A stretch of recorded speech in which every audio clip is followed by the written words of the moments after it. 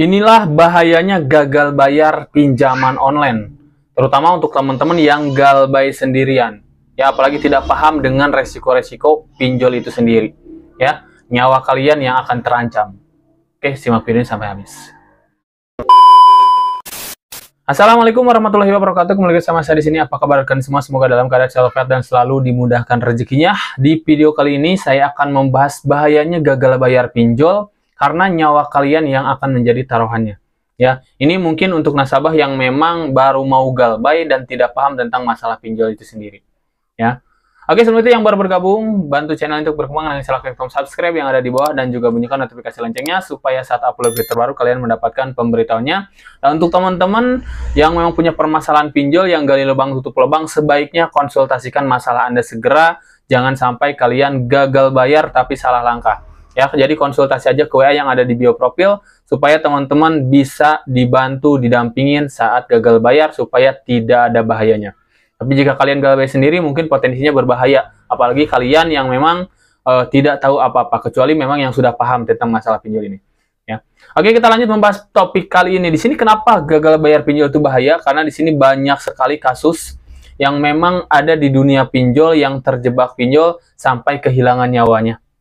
Ya, kenapa bisa seperti itu? Karena nasabahnya tidak paham tentang resiko pinjol itu seperti apa, hukum pinjol itu kayak gimana, ditambah lagi penekanan-penekanan gagal bayar dengan resiko-resiko yang akan terjadi. Ya, makanya kalian harus memahami hal tersebut. Di sini pun kita bantu untuk itu, kita bantu kalian gagal bayar supaya lebih aman. Aman dari apa? Dari segala resiko-resiko fatal yang akan terjadi.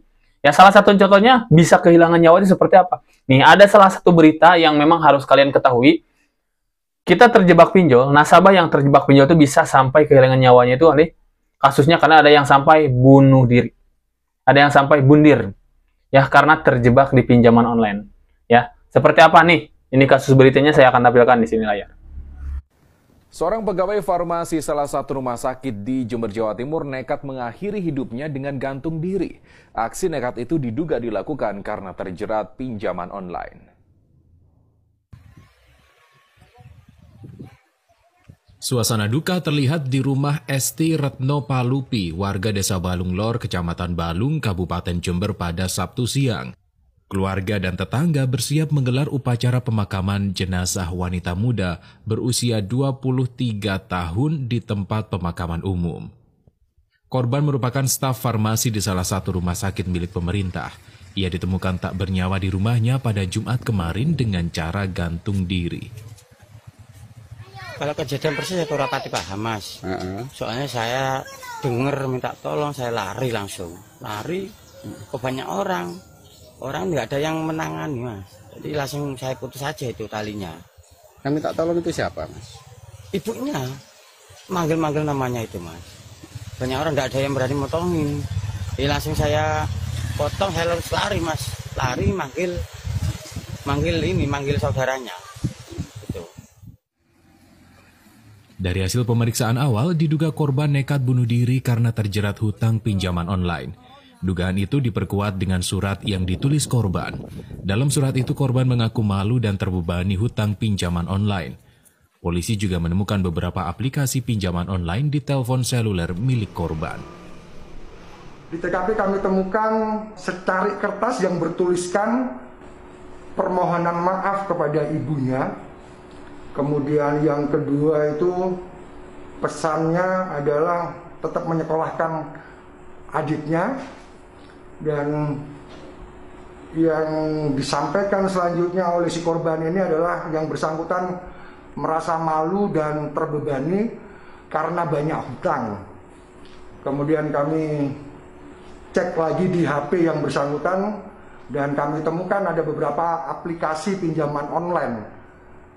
Dan ada percakapan by WA yang intinya menagih hutang yang sudah dilakukan oleh korban. Polisi akan berkoordinasi dengan Otoritas Jasa Keuangan atau OJK untuk menyelidiki legalitas penyedia jasa pinjaman online.